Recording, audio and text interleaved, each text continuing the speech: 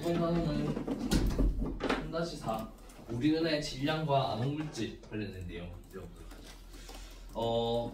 진행에 앞서서 너희가 이제 암흑물질 또 보통물질, 암흑에너지와 관련된 우주의 구성 요소에 대해서 중간고사 범위에서 또 조금 배웠다고 알고 있어, 맞지? 그래서 그 부분에 관해서는 조금 짧게 넘어갈 텐데, 또 한편으로는 우주의 그 시간의 흐름에 따른, 즉 우주의 역사 관점에서 그 세 가지 구성 요소가 어떻게 변해왔는지 그 변화에 대해서는 너희가 따로 더 배우진 않았다고 들었어. 맞나? 네. 시간이 지남에 따라 보통물질, 암흑물질, 암흑에너지의 어떤 밀도 변화 이런 것들에 대해서 에너지는 배웠어.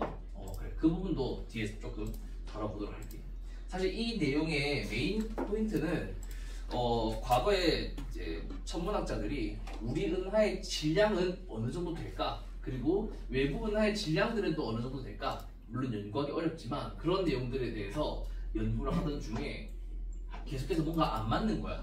우리가 이제 뭔가 전자기파의 형태로 여러 가지 파장으로 우리 은하를 쭉 이렇게 들여다보고, 그래서 보이는 그런 물질들의 질량을 어쨌든 다 이렇게 더해보고 했는데도 불구하고 뭔가 별들의 운동에 입각해서 계산한 질량과 그다음에 보이는 물질들의 질량에 뭔가 맞지 않는 차이가 발생해.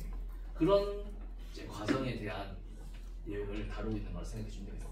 그 연구의 결과 우리는 암흑물질의 도입이 필요했고, 그 다음에 그 연구 과정에 21cm라는 긴 파장의 전파로 보이는 그 수소선을 이제 가지고 연구를 했고, 그 다음에 이 연구에 회전 속도 곡선을 이용해서 은하의 질량을 추정하고자 했고, 그리고 이 회전 곡선 안에 강체 회전을 하는 영역도 있고 케플러 회전을 하는 영역도 있고, 이러한 두 회전 모두 다 아니라 좀 예상하지 못한 그런 이제 회전 속도를 보이는 구역도 있었다는 거야. 그래서 그런 내용들과 관련해서 배워보도록 할게요. 앞에 있는 여기 계속 반복되는 거는 저기 뒤에 어떤 별들을 보려고 해. 근데 우리 지구에서 보니까 이렇게 보이는 거야. 마치 무슨 느낌처럼 보여? 그렇지. 뭔가 앞에 블록 렌즈를 가지고 있지 하니까 막 별 동글동글하게 보여야 하는 그런 이제 별들, 또는 뭐 이런 이제 은하의 모습들이 너무 지나치게 늘어져 버리거나 약간 이렇게 휘어지거나 하는 그런 모습이 보여. 그런 이유가 뭐 때문이다? 중력 렌즈. 중력 렌즈라는 그런 부스라 그냥. 검색한 바닥에 손짓지 위에 물병을 올리는 있지. 뭐 뜨거운 건 아니었지? 네. 여기 보면은 이제 별빛이 원래는 이거 멈춰가지고 볼게. 자, 원래라면 여기 별빛이 우리의 시선 방향으로 들어오지만 일부 빛은 이렇게 사방팔방으로 퍼져나간다. 그러면 원래 이렇게 들어나가는 방출된 빛은 여기 들어오지 못할 거야. 그래서 관측에 쓰이지 않는 빛이지. 근데 여기에 뭔가 질량이 큰 은하 단이라든지 아니면 보이지는 않지만 뭔가 질량이 있는 것처럼 보이는, 예를 들면 암흑물질 같은 것들, 그런 것들이 여기 있으면 원래 퍼져나가야 할, 시선 방향으로 들어오지 않아야 할 빛들이 휘어져서, 중력 때문에 빛이 휘어져서 들어오는 그런, 마치 여기 볼록 렌즈가 있는 듯한 역할로 봐요. 그래서 오히려 더 여기 있는 별빛이 밝게 보이기도 하고 또는 지나치게 휘어지기도 하고, 그 정도를 가지고 이제 계산을 했는데 안 맞고, 그런 이제 연구와 관련해서 중력 렌즈 현상을 보여주는 짤이라고 생각해 주면 되겠습니다. 자, 그래서 우리 책에는 이러한 질문을 하고 있어. 영화나 만화 속 투명 인간, 눈에 보이지 않는데 이렇게 보이지 않는 물체가 있다면 그 존재를 알아내기 위해 우리는 어떤 것을 할 수 있을까? 케첩을 뿌려요. 뭘 한다? 케첩을 뿌려요. 아, 이게 케첩을 뿌려본다. 네. 그러면 질량이 있으면은 어떻게 돼? 뭐 보이지 않는 뭐가 있으면 이게 투명한 뭐가 있겠지. 네. 마치 이 사람 지금 모자 쓰고 있는 것처럼.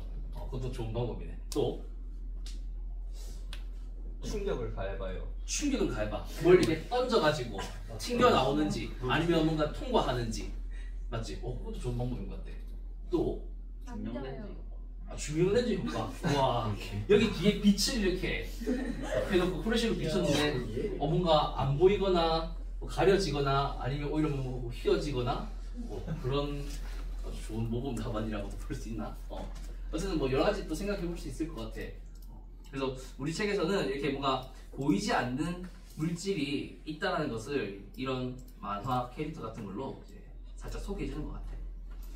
그래서 우리 오늘 배울 내용은 은하의 회전 속도 곡선이 2번이나 지금 반복되지. 그래서 은하의 회전 속도 곡선에 대한 이해가 되게 중요하니까 나중에 집중해서 잘 들어보고. 그래서 이러한 회전 속도 곡선을 이용해서 실제 은하의 질량 분포가 밝기로 추정한 질량 분포가 다르다는 거 한번 확인해 볼 거고, 그 다음에 이 회전 속도 곡선을 이용해서 암흑물질의 존재가 이제 있겠다라는 추론 과정을 한번 확인해 보도록 하자. 자, 이 내용 빠르게 한번 살펴볼게. 우리 우주의 구성 요소는 크게 세 가지, 보통 물질, 암흑 물질, 암흑 에너지로 이제 정리를 구분을 할 수가 있어. 이 내용 우리 책에 있어서 선생님이 잠깐 소개를 하는 거야. 이때 보통 물질은 전자기파로 뭔가 관측되는 물질, 이게 5%도 채 안 돼. 4.9%밖에 안 된대. 그리고 암흑 물질은 약 26.2%, 질량은 있지만 전자기파로 관측되지 않는 물질. 그리고 암흑 에너지는 물질들에 의해서 인력이 작용함에도 불구하고 팽창 속도, 우주의 팽창 속도가 점점 증가하는 가속 팽창을 하고 있는데, 그러한 가속 팽창을 만들어내는 그런 에너지를 우리는 이 암흑 에너지라고 해요. 왜 암흑이라고 붙일까? 색이 까맣나? 몰라서 그래. 미지의 영역이라는 의미로 암흑이라 생각하면 돼. 암흑 물질이나 암흑 에너지가 까맣다라는 것이 아니고. 그리고 이제 이러한 세 가지 이제 구성 요소가 시간에 따라 어떻게 바뀌는지 한번 생각해 보자. 우리가 당연히 알고 있지만 시간에 따라 우주의 크기는 지금은 어떻게 되고 있어? 계속 증가하고 있지. 그렇기 때문에 물질의 총량은 일정해. 근데 우주의 부피는 커지고 있으니까 이 보통 물질과 암흑 물질의 밀도는 시간에 따라 어떻게 될까? 감소하고 있다라고 생각을 해줘. 그 다음에 암흑 에너지는 이 총량이 우주 팽창으로 인해서 증가하고 있어. 그리고 이 암흑 에너지는 밀도가 이제 일정하게 우주 균일하게 퍼져 있으면서 일정하게 나타난다라고 우리는 생각하고 있어. 그래서 이 표를 가지고 우리 오른쪽에 있는 문제를 한번 풀어보자. 자, 오른쪽 표에 가와 나는 과거, 현재 중에 하나야. 이제 골라서 맞춰야 되는 거야. 그 다음에 A, B, C는 보통 물질, 암흑 물질, 암흑 에너지 중에 하나를 이렇게 순서 없이 나타낸 거야. 이것도 맞춰보는 거야. 자, 같이 한번 맞춰보자. 이 표를 보니 숫자가 있는데 첫 번째 눈에 띄는 숫자는 어떤 게 보여? 0.68 두 개가 서로 다른 시간임에도 불구하고 어때? 같아. 이 밀도가 시간이 변해도 같다라는 것은 B는 뭐라는 걸까? 암흑 에너지. 그치, 암흑 에너지라고 생각해 볼 수 있겠지. 여기 일정한 거잖아, 그치? 그래서 D는 다크 에너지라고 생각할 수 있겠다. 자, 그리고 또 어떤 거 생각해 볼 수 있겠어? 가에서 나로 갈 때 둘 다 감소하니까 가가. 그치, 가에서 나로 갈수록 지금 감소하고 있어. 한 8배 정도 지금 8분의 1로 줄어들었다, 맞지? 얘도 8분의 1로 줄어들었어. 그 말은 가에서 나로 갈수록 시간이 어떻게 된다? 증가한다. 그런데 우주의 크기가 가와 나 몇 배 차이 난 걸까? 2배. 2배 차이 나서 부피가 8배 팽창해가지고 이 8분의 1만큼 밀도가 줄어든 거야. 질량은 똑같은데 부피는 8배 커지면 밀도는 8분의 1배로 작아지겠지. 그래서 가와 나는 얘가 과거고 얘가 현재인데 과거는 현재에 비해서 우주의 크기가 반밖에 안 됐던 시절이었겠다. 그렇게도 생각해 볼 수 있겠어. 가와 나. 그다음에 자, 그리고 A 밀도, C 밀도 누가 더 커? A가 더 크지. 그 B가 어느 정도 된다? 1대 5.5 정도 된다. 그래서 C가 얘가 보통 물질, 보물이고, 그 다음에 A가 암흑 물질, 다크매터, 이렇게 생각할 수 있겠어. 그래서 보통 물질은 C, 암흑 물질은 A, 이렇게 확인해 볼 수 있겠지. 요거 이해되지? 이해되나? 네. 그러면 요걸 가지고 우리 작년 수능 문제를 한번 풀어보자. 올해 수능 문제를 가져올까 하다가 그냥 작년 수능 문제를 풀어보는 걸로 할게. 자, 표는 무려 오답이 82.7%래. 근데 너희는 풀 수 있어. 네. 자, 봐봐.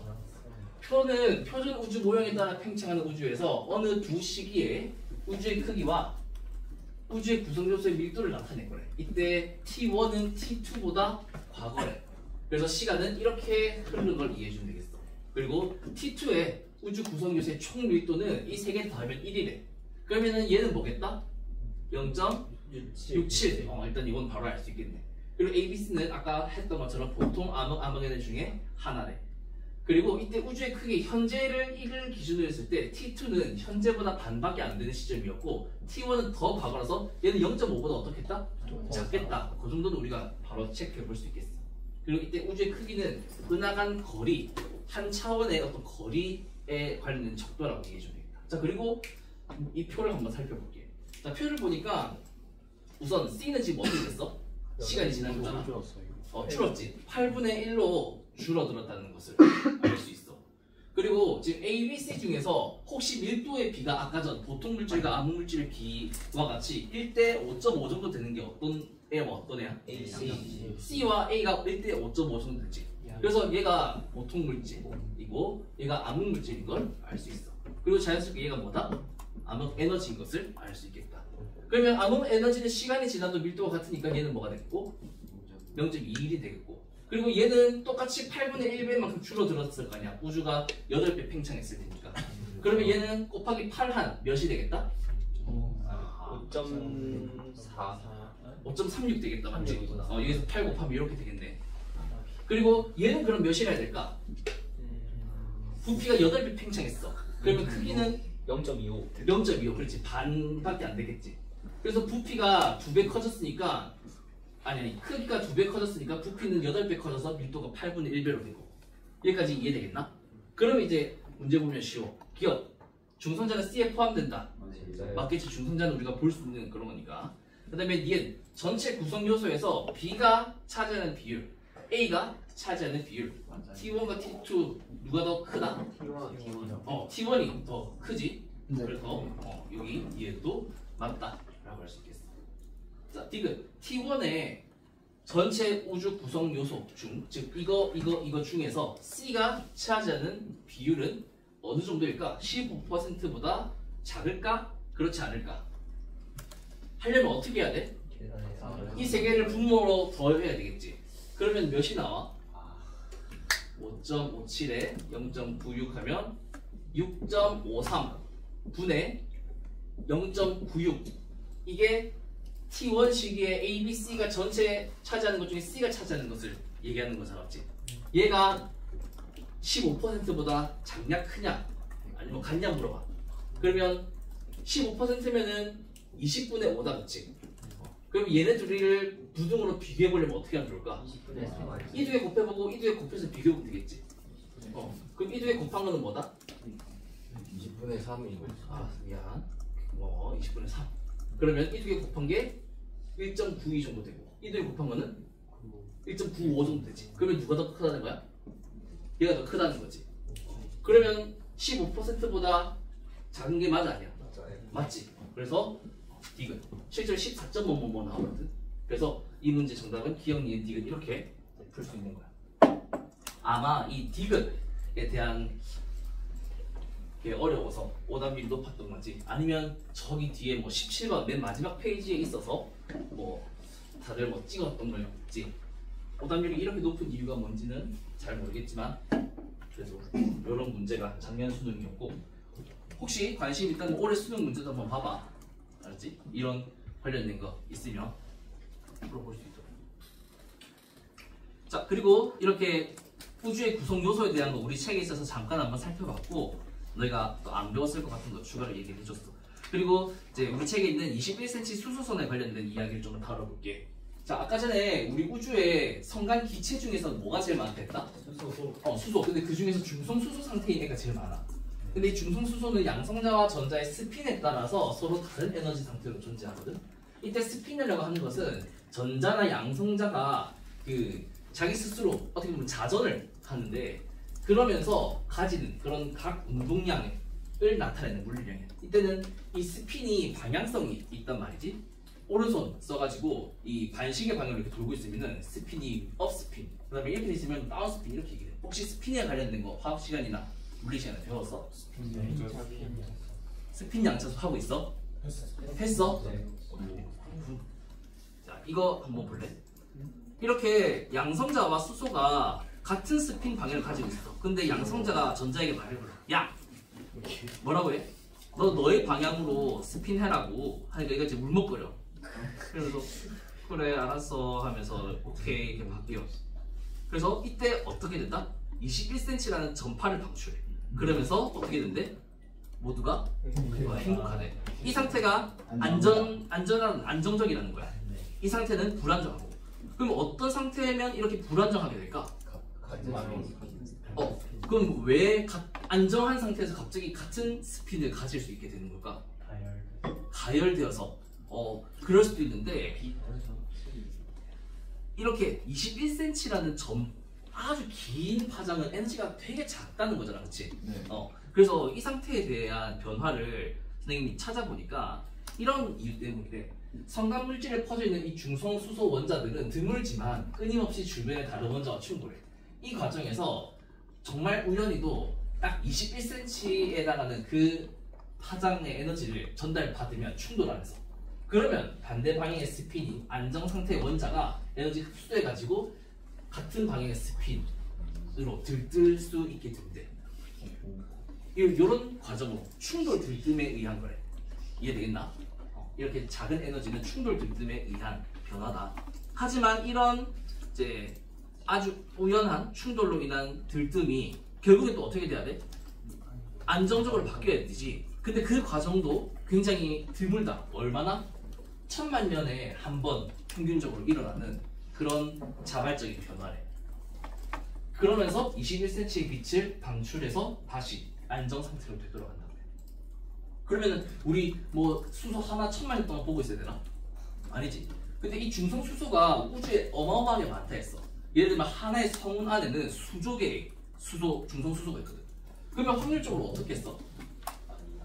많이 나오겠지. 그래. 이거 시간과 원자 개수를 한번 나눠가지고 그 비율을 생각해봐. 이 1000만 년에 한 번 이런 변화가 일어나서 파장이 나오는데 그 애가 수조 개가 있어. 중성 수소 이런 분포에. 그러면은 1초에 뭐 대략 계산해 보면 뭐 이제 수백 개의 그런 광자가 나올 수 있겠지. 어쨌든 그런 식으로 1천만 년에 이만큼이면은 어쨌든 중성 수소가 많이 모여 있는 것을 봤을 때 21cm 전파가 뿅뿅 하고 나올 수 있는 거야. 그래서 이렇게 계속해서 이 순간에도 지금 순간에도 수조계의 다른 원자들에 의해서 동시에 일어나고 있기 때문에 엄청난 수의 원자들이 뿜어내는 21cm 전파는 결국 우리에게 관측될 수 있다라는 거야. 이해되겠나? 넘어가대? 잠시만. 이건 우리 책에 있는 이야기이고, 그 다음에 뭐 여기 충돌 들뜸에 관한 것은 뭐 뒤에 이제 영어로 된 자료에서 찾아가지고 가지고 온 건데, 이거 수업 끝나고도 보여줄 수 있거든. 그래서 이거는 나중에 참고해.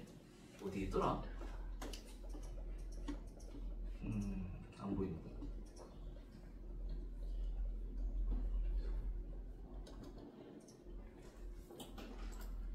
자, 그리고 이렇게 21cm 수소선은 장점이 뭐야? 파장이 기니까 소광이 잘 안 돼. 그래서 이렇게 성난 물질이 흡수되면 평대고 가려져야 되지만 이런 중성수소의 21cm 파장은 기니까 볼 수 있는 거야.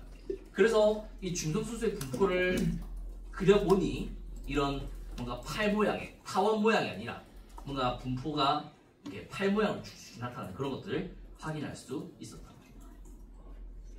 그리고 우리 지상의 전파망 환경으로 관측해야 되거든. 그래서 도플러 이동 분석하면 중성수소의 분포를 알 수 있는데, 그렇게 알아낸 것은 결국 나선팔의 존재뿐만 아니라 이 은하 중심으로부터의 거리에 따른 회전 속도 곡선을 알 수 있게 되는 거야. 중성수소를 우리 은하 중심 방향을 보면 이런 식으로 나타나는데, 여기 엄청 중성수소가 많이 있는 것을 알 수 있어. 21cm 파로 이제 본 거야. 우리 은하의 모습을. 이거는 그 수소 분자, 몰큘러라고 하잖아. 그 분자를 가지고 우리 은하 내부를 이렇게 주위를 둘러본 연구라고 해. 이런 곳에서도 우리 은하는 나선팔을 가지고 있는 그런 구조를 보이고 있음을 연구했다고 하네. 그래서 이런 것들도 뭐 연구를 통해서 확인될 수 있었고 볼 수 있었다라는 거 추가로 얘기해주고 싶었어. 자, 그래서 우리 책의 108페이지에 보면 이제 은하의 회전 속도 곡선이라는 그림이 나오는데 요거 한번 살펴보자. 자, 우리 은하 중심이 바로 여기 0kpa 여기야. 그리고 여기 아주 부근 1kpa 이내 어떤 교과서에서는 0.5kps이라고 하거든. 여기 1이니까 0.5kps 요만큼에서는 그 속도가 거리에 따라 어떻게 돼? 거리에 따라 비례해서 확 증가해버리지. 그래서 이러한 특징이 나타나. 하지만 여기 한 0.5, 0.3kps에서 여기 한 3kps 요까지는 속도가 어떻게 돼? 점점 줄어들어. 그치? 그래서 이런 변화가 나타난다. 이거를 뭐 이렇게 그려볼 수도 있을 것 같아. 예를 들면 여기가 이제 우리 은하의 중심이야. 그리고 바깥으로 갈수록 회전을 해야 되는데 여기서는 점점 이렇게 바깥으로 갈수록 빠르게 회전해. 그러다가 여기서 어떻게 된다? 다시 느려지는 거야. 천천히 느려지는 거야. 그러다가 다시 여기서부터 또 어떻게 된다? 다시 또 이렇게 빨라지는 거야. 회전 속도가 빨라지고. 그러다가 다시 여기서 또 어떻게 된다? 회전 속도가 느려지는 거야. 그리고 여기서부터 또 다시 어떻게 된다? 또 다시 빨라지는 거야. 그러다 여기서부터 어떻게 된다? 일정 회전 속도가 이렇게 도는 거야. 우리 은하 중심을 중심으로 이렇게 도는데 뭔가 하나의 덩어리처럼 이렇게 도는 것도 아니고. 그렇다고 우리 태양계는 어때? 케플러 법칙이 적용이 되잖아. 그치? 공전 주기를 생각해보면, 공전 속도를 생각해보면 이렇게 나타나야 된단 말이야. 왜냐면 원심력과 만류인력이 같다. 이걸 정리하면 V는 R의 제곱근의 반비례해. 그래서 이런 그래프가 나타난단 말이야. R과 V를 그래프로 나타내면. 근데 그렇지도 않아. 여기 말고 여기 케플러에도 나타나. 그리고 우리 만약에 어떤 물질이 하나의 고체 덩어리라 생각하면 뭔가를 돌렸을 때 각속도가 하나의 덩어리니까 각속도가 똑같고, 그러면 V는 R 오메가이기 때문에 V는 결국 중심으로부터의 거리에 비례해. 강체 회전이라면. 이런 강체 회전이 나타나는 구간은 여기밖에 없어. 요만큼밖에 없어. 여기는 왜 강체 회전이 나타날까? 질량이 모여있어서. 맞아. 물질들이 엄청 빽빽하게 밀도가 크게 많이 모여 있으니까 마치 하나의 덩어리 진 채로 이제 서로 중력에 의해 속박되고 이제 서로 결속되어 가지고 하나의 덩어리처럼 이렇게 돌아. 아주 가까운 영역에서. 하지만 그 바깥에서는 마치 우리 태양계처럼 이제 어떤 각 천체들 사이사이에 비어 있으니까, 대부분 뭔가 질량 없이 비어 있으니까 이렇게 이상적인 케플러 회전을 하는 거야. 근데 이 바깥부터 물음표야. 이게 뭐야 이게? 이상한 거야. 여기서도 약간 우리 태양계 주위에서도 케플러 법칙이 적용이 돼. 근데 그래서 쭉 이렇게 가야 될 것 같은데 이 이상한 거야.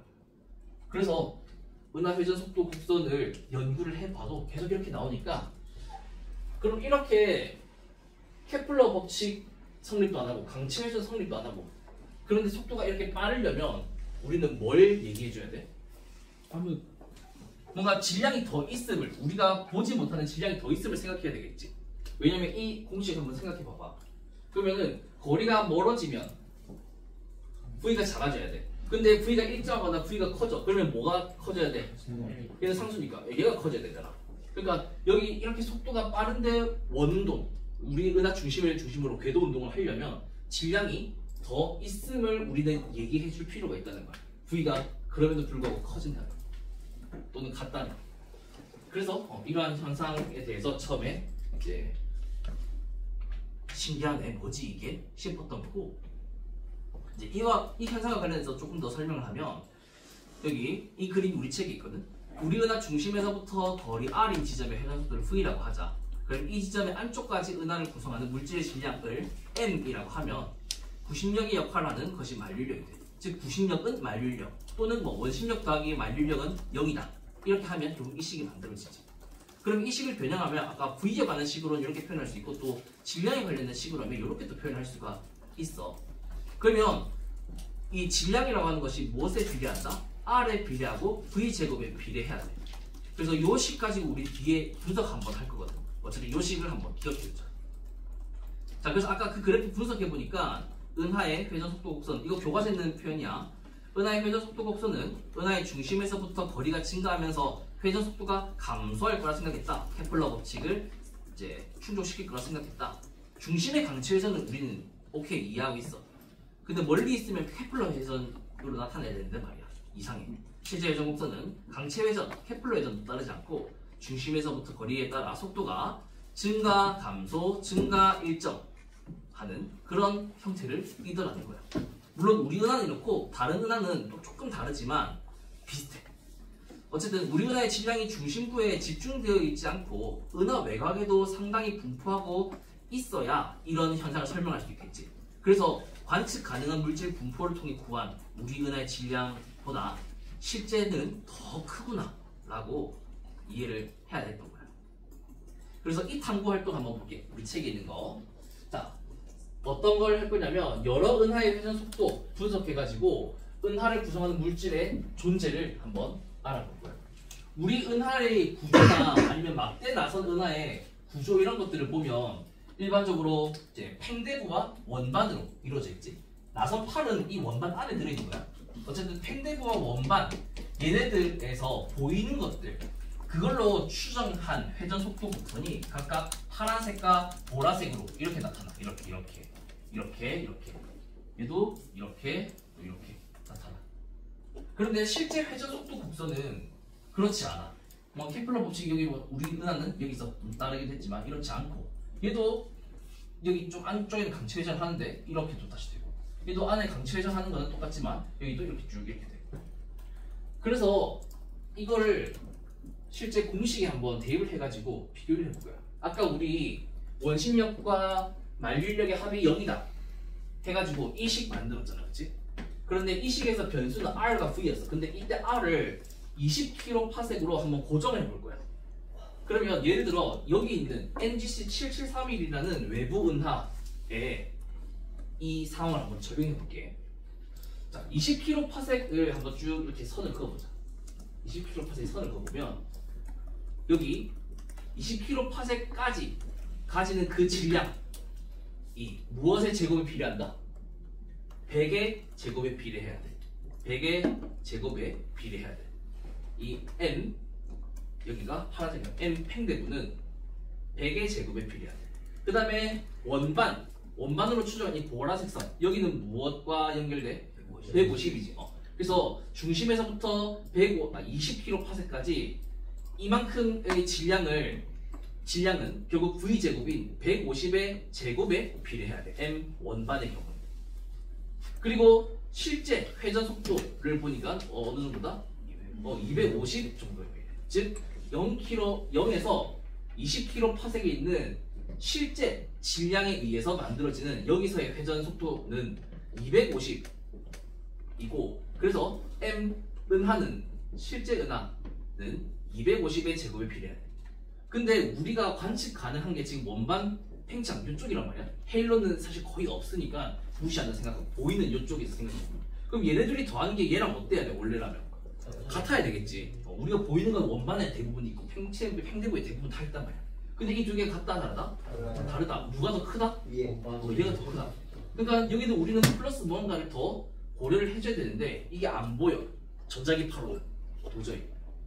그래서 뭐 이런 방식으로 외부 은하에 또는 우리 은하의 회전 속도 곡선을 이용해서 그 거리에 따른 질량을 생각해 보니 결국엔 보이지 않는 뭔가가 있는 것 같다라고 얘기를 한다는 거야.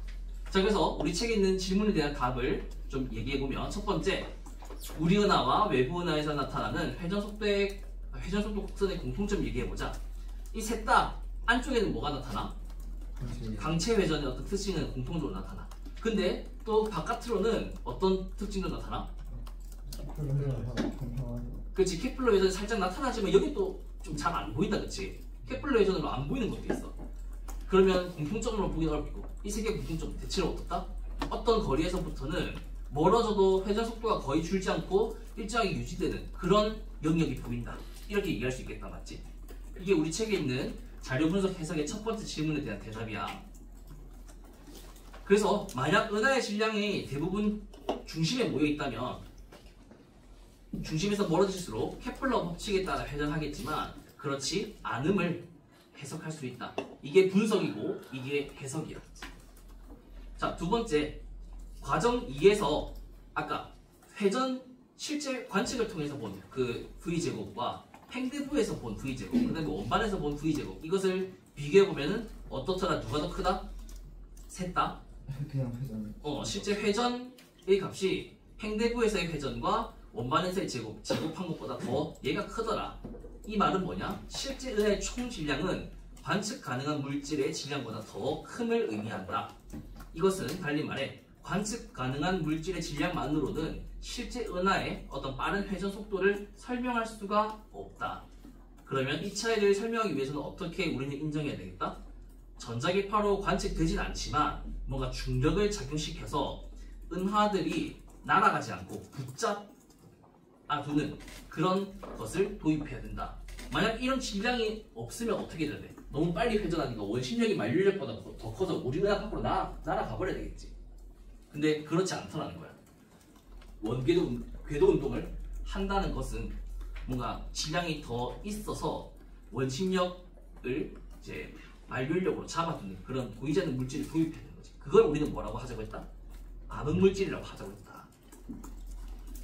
그래서 이런 이제 탐구와 같은 방식 이런 것들을 통해서 이제 회전 속도 곡선에 대한 이해를 우리는 했고, 특히 또 1970년대 루빈과 다른 과학자들이 또 다른 여러 나사 은하들을 관측하면서 이런 사실들이 알려졌대. 뭐 방금 봤던 그것뿐만 아니라 수많은 나사 은하들의 대부분이 이런 특징을 가져. 물론 이상적으로 케플러 법칙이 따르는 그런 은하들도 사실은 있대. 근데 대부분은 이런 이제 특징도 나타나더라는 거야. 그리고 또 한편 은하의 밝기도 생각해봤을 때 그냥 밝기 중심부에서 외곽으로 갈수록 급격히 감소해.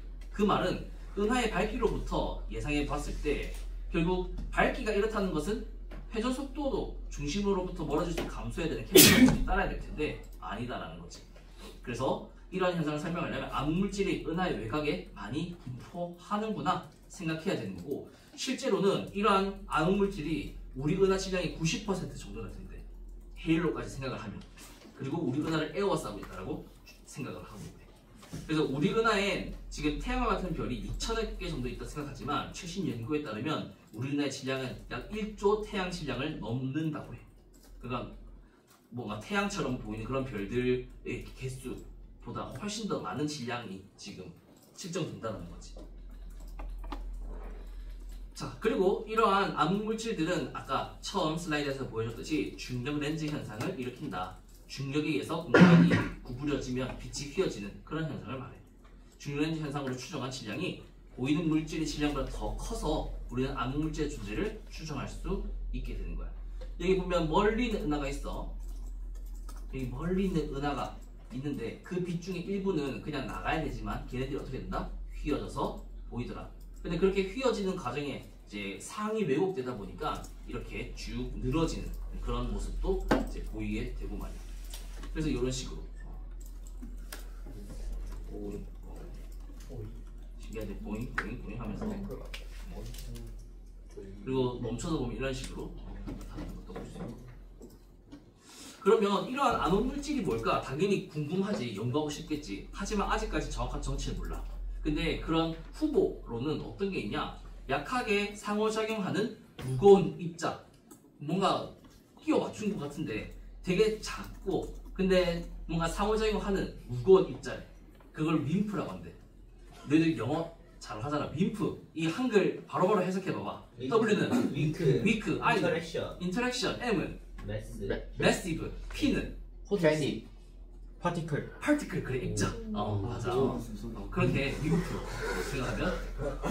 그리고 또 뭐 액시온이나 비활성 중성 입자 이런 것들이 작아서 암흑물질의 역할을 하는 게 아닐까 생각도 하고 있다는데 아직까지는 몰라. 그래서 교과서에도 암흑물질은 뭐다라고 얘기하고 있잖아.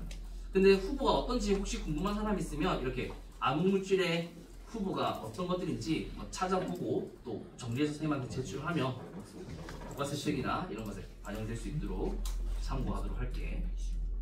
암흑물질 정체를 밝히려고 노력하고 있대.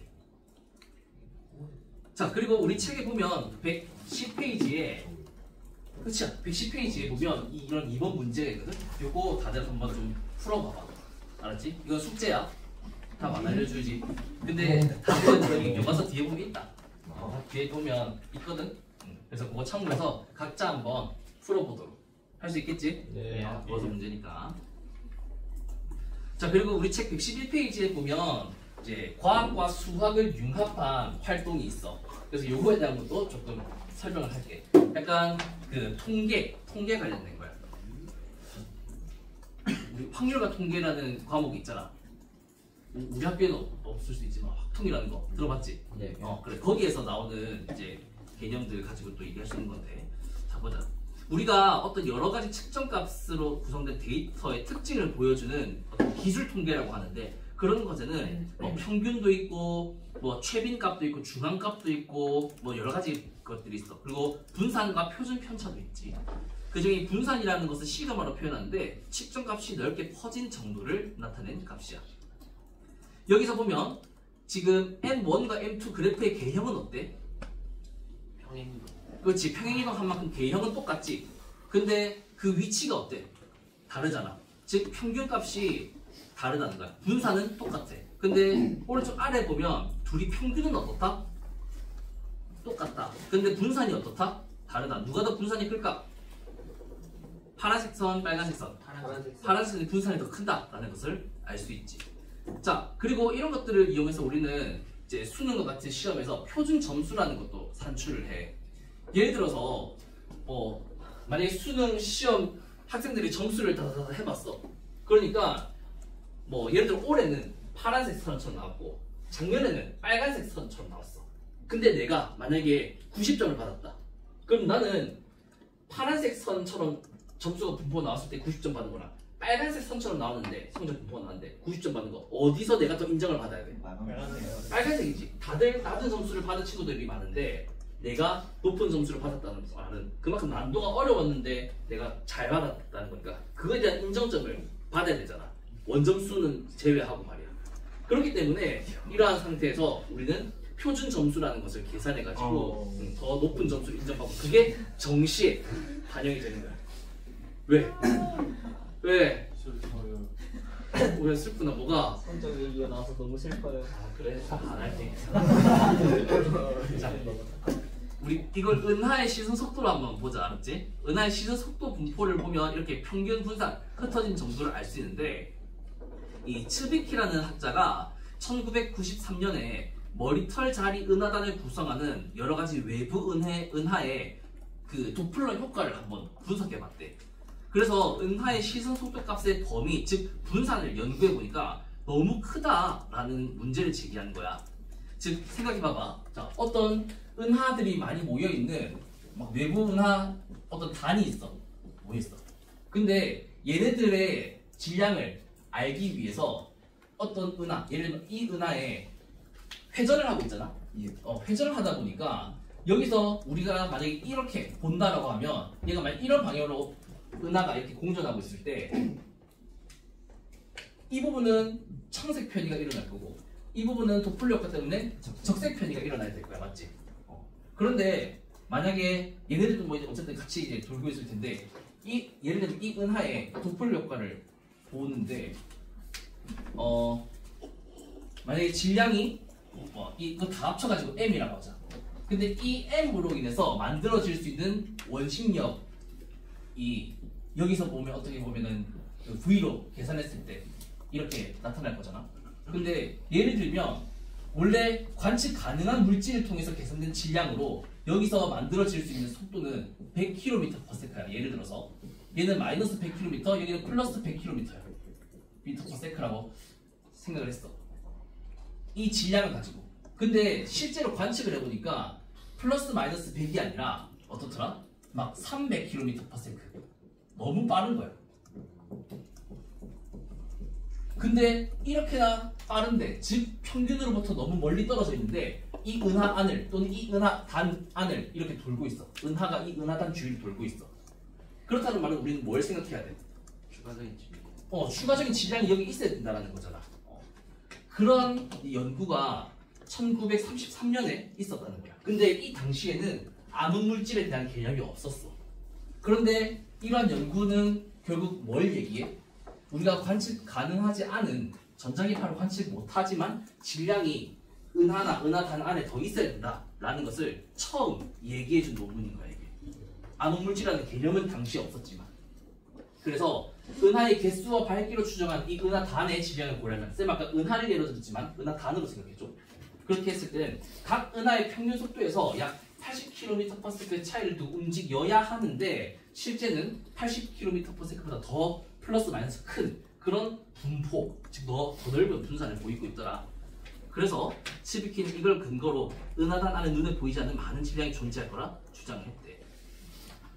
자, 그래서 이제 이러한 머리털자리 은하단, 실제 허블과 휴메이슨이 이 은하단에 속해 있는 시선 속도를 이렇게 연구를 해봤대. 아무래도 좀 멀리 있으니까 우주 팽창 때문에 이렇게 빠를 거야. 그럼에도 불구하고 얘네들의 어떤 이제 통계적 분석을 해보니까 너무 지나치게 속도가 다른 애들이 있는 거지. 자, 요거 선생님이 우리 뭐 수행평가도 다 끝났으니까 직접 하나하나 다 해봤거든. 그래서 교과서에 있는 거 빈칸을 너희가 하나 채워봐줘. 적어서. 자, 우리 시선 속도를 V, 뭐 또 VR이라고 할 수 있는데 그냥 여기서는 편장 V라고 할게. 그리고 평균을 이 뮤라고 하고 분산을 시그마 제곱이라고 하자. 분산은 시그마 제곱이 나왔다. 자, 그러면 첫 번째 은하의 시선 속도 평균을 구해보자. 그럼 이거 데이터 다 더해가지고 9 나누면 되겠지? 그럼 평균이 나올 거고. 그 다음에 시선 속도 빼기 평균, 이것을 잔차라고 하는데 이것의 제곱을 모두 다 더해. 그리고 그것을 은하의 개수, 여기서 9인데 9로 나눠. 그렇게 계산되는 게 뭐가 된다? 분산이 나와. 이렇게 표현돼. 분산의 공식은. 이거 무슨 표현인지 알겠어? 편차의 제곱이야. 편차의 제곱의 합을 그 개수 n으로 나누는 것을 우리는 분산이라고 얘기해. 오케이. 자, 그리고 이 분산의 제곱근을 취하면 표준 편차를 구할 수 있거든.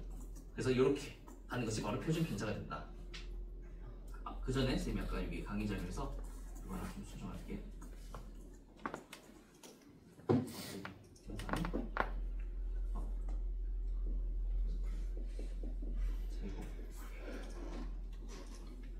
자, 그리고 이제 마지막 슬라이드가 될 텐데, 자, 그래서 요거 한번 이제 적으면 돼. 자, 첫 번째 시선 속도의 평균은 몇이다?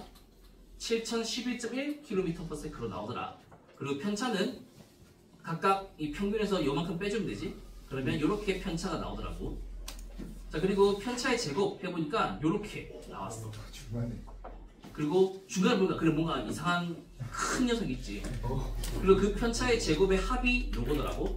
분산은 어떻게 구한다? 편차 제곱의 합에서 그 개수를 나누면 되니까 요렇게 분산이 돼. 그러면 분산은 요렇게 나와. 그래서 분산 요거 적어야 돼. 자, 분산 요거 적어보고, 그 다음에 표준 편차는 분산의 뭐한 거다? 루트 씌운 거다. 그렇게 루트 씌우면 924.3이 나와. 그래서 우리는 이 주어진 은하 중에 은하단에 속하지 않은 것으로 생각되는 것이 있는지 한번 찾아보자. 그리고 그 까닭이 뭔지 한번 생각해보자. 근데 이때 우리가 통계적으로 어떤 이야기를 하냐면, 만약 데이터가 많아서, 지금 9개밖에 없지만 많아서 정규 분포를 따른다 가정하면 일반적으로 평균에서 풀마 이 시그마의 범위를 벗어나면 이게 통계적으로 이질적인 집단인 가능성이 높다. 어떤 데이터 분석을 할 때 너무 차이가 크다라는 그 기준이 이 정도 된다는 거야. 즉 어떤 결측치, 이상치와 관련된 데이터를 이제 체크할 때 이런 것들이 이런 방식으로 이제 한다는 거지. 자, 그러면 어떤 게 눈에 띄어? 제일 눈에 띄는 녀석? 8,500km? 또 5,000, 그치, 4865. 근데 아까 플러스 마이너스 이 시그마라고 했어. 그러면은 7011에서 플러스 마이너스 1848 해봤을 때 넘는 게 하나밖에 없어. 4865.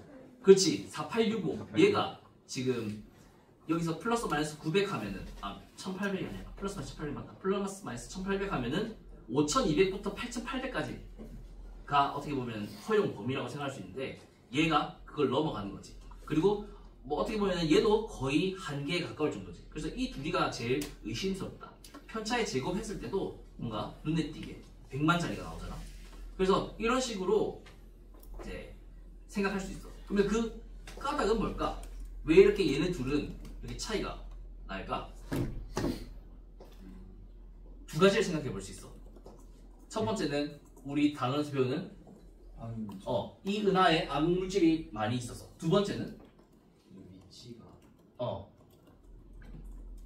은하의 중심과 너무 가까워가지고 그래서 시선 속도 작게 그걸 그 가정을 얘기하려면 은하단의 질량의 분포가 은하단 중심에 있다 이런 얘기로 또 가야 되는데 그 내용까지는 지금은 없어서 얘기하기 좀 어렵겠어. 어떤 경우에 가능할까? 은하의 회전 방향이 시선 방향이 접선 방향. 이 은하단을 이루는 은하들은 은하단을 중심으로 어쨌든 이제 같이 돌고 있는 애들일 거야. 근데 얘네들은 어떨 수 있겠다? 그 회전과 맞지 않아서 예를 들면은 원래 예를 들면 얘는 이 은하단에 없었던 애들이야. 얘는 없었던 애야. 근데 우연히 그냥 가다가 이 은하단 근처에 들어가 버리게 된 거야. 그래서 이렇게 다른 애들과 시선 속도가 다를 수 있겠지. 예를 들면 우리 은하와 안드로메다 은하가 먼 미래에 충돌할 수 있다고 하잖아. 그런 과정에서 뭐 이런 일이 발생할 수 있고, 물론 그 얘는 우리 은하도 안드로메다도 다 우리 그 은하단 안에 같은 은하단에 있거든. 어쨌든 이제 여러 가지 경우를 생각해 볼 수 있지만 얘네 둘은 어쨌든 이 은하단에 속해 있다라고 보기 좀 어려울 수 있거나 아니면 속해 있는데 암흑 물질이 좀 많이 있어서 속도가 좀 이렇게 차이가 난 것일 수도 있겠다. 그렇게 생각해 주면 되겠어. 이 내용은 우리 책에 뭐 교과서에 보험 답안이나 이런 것은 없는데 뭐 여러 가지 방향으로 생각해 볼 수 있어. 일반적으로 암흑 물질의 존재로 이야기를 하지. 이 출제 의도도 그럴 것 같아. 자, 그래서 이렇게 우리 교과서 111페이지까지 4단원 마무리했고 다음 주 5단원, 6단원 진도 나가면 끝날 거야. 벌써 5단원, 6단원 진도 다 나간 단도 있어.